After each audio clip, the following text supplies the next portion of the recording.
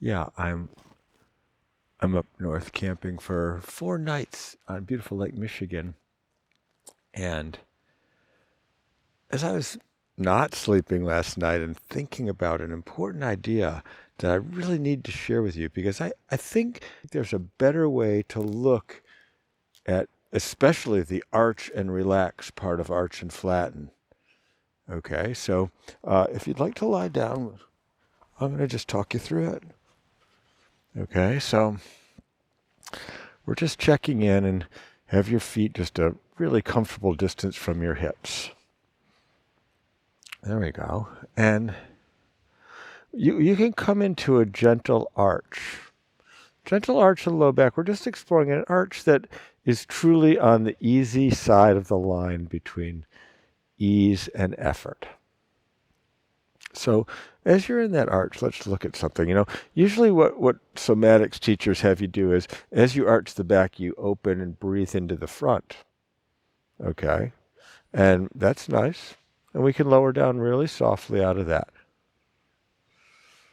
Really softly. Really take your time to control that movement all the way down for your back to rest. I propose that ideally we want to do something different than what other people are teaching. That we're most stuck in our breathing constrictions. Okay, so people who are depressed and their chest is sunk down, their brain is just given up on finding easy breathing space into the top of the chest. It's just too powerfully depressed by the muscles being activated. Well, likewise, people with tight backs, I propose, their brain is totally given up on the concept of their low back being breathing space. And that's what we want to use this arch and relax movement to restore. So, if you need to start it out, I like Whoa Nelly. That's the movement I came up with, because sometimes arch and relax is confusing for people. You say arch the back, they lift their hips off the mat. And that can be a great movement. I might teach that one next on the video. But it's sort of like Whoa Nelly. You can push the elbows down and your back wants to arch up. But we can leave the arms out of it. We can just arch the back up. So here we are. Back is arched very gently. And look carefully, can you find what is your brain's favorite place for having that arch in your back? Can you use a little bit of the seldom used spots to create that gentle little bit of arch? Okay. And while you're here, could you tune into your breathing? And when you're ready, could you just squeeze a little bit of extra air out? Maybe arch the back and push the back up to the sky as you squeeze some air out. In a way, that arching back is helping push the diaphragm up into the lungs. The air is out. And then just really pay attention to the breathing cycle as you lower. Breathing cycles. As the breath comes in, can the breath go into that opening back space? Can you breathe your back down to the mat? Okay. That's basically the idea I want to share with you, that the low back is breathing space. And if your brain is given up on that idea, well, you're going to have a tight back. It's just it feels like that it can work and have that holding, and we'll find another place to breathe. We're trying to restore all the breathing space. That's what my approach is. So a little breath in, maybe breathing the back down to the floor. That's the flatten now. We're breathing the back onto the floor with the breath in. And squeeze the air out as you arch the back, and the back pushes forward and it pushes up the diaphragm up into the ribs, and it squeezes the air out. And just see how long it takes you to lower down. I'm just going to count, lowering slowly. 1, 2, 3, 4. Breathing cycles. 5, 6, 7, 8, 9, 10, 11. Just remember the number where you stop. 12, 13, 14, 15, 16. Well, I've been practicing all night. At first, I'm like, okay, 12 was a little bit of a challenge, but as you get better at it, you can see the molecules of the movement that there's time and a control and a distance change between each previous number. You can break it into 30 steps if you wanted to.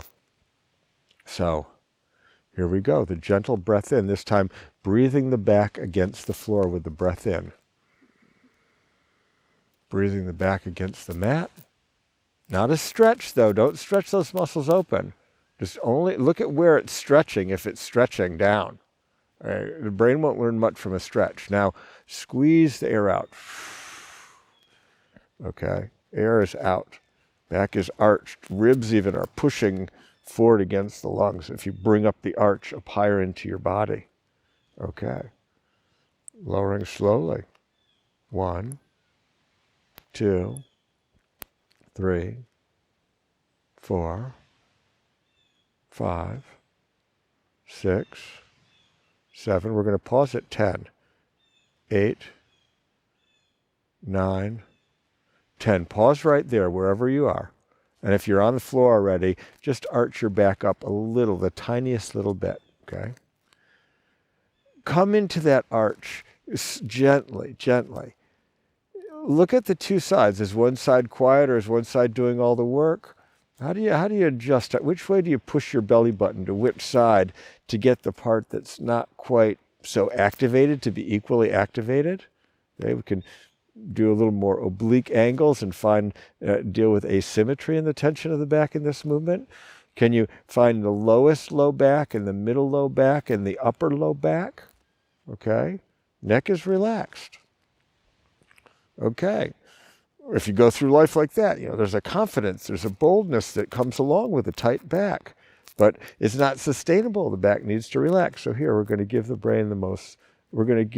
our brain the most loving lesson on how to relax the back. Just come out of it slowly.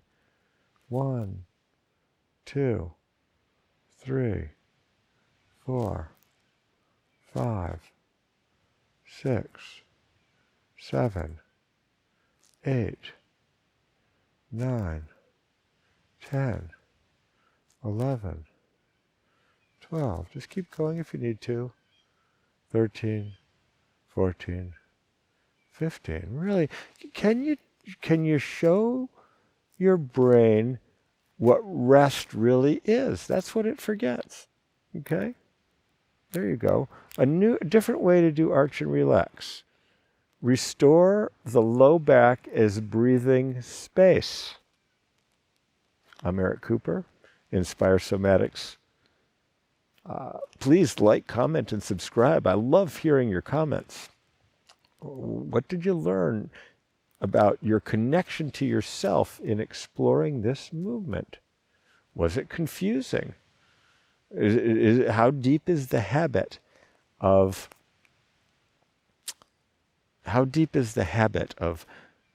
your brain using your muscles that way? Is it possible to change our habits? That's really what this is about. Okay. Blessings to you.